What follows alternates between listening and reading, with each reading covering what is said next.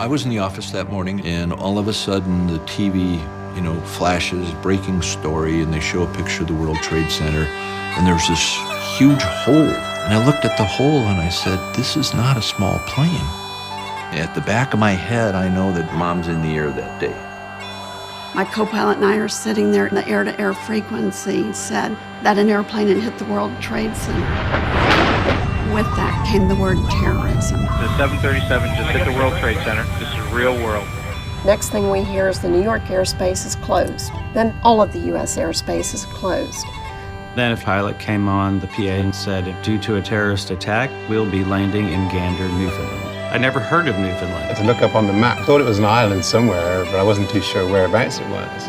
Planes crossing the Atlantic, our first point of contact with North America is Newfoundland. Everybody that comes to Newfoundland, you're come from a ways.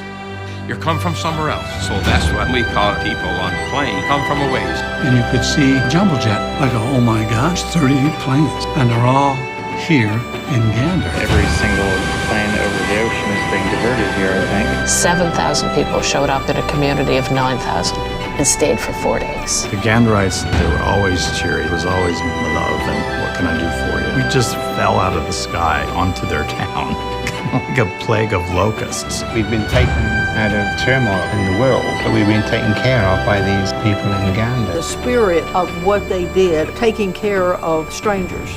Everyone knows the story of 9/11. But they want to take something positive from it. And this story is a positive. We saw 7,000 people who needed food, they needed clothing, they needed shelter, but most of all, they needed love. They told us they were going to write a musical about 9/11. You're going to do what?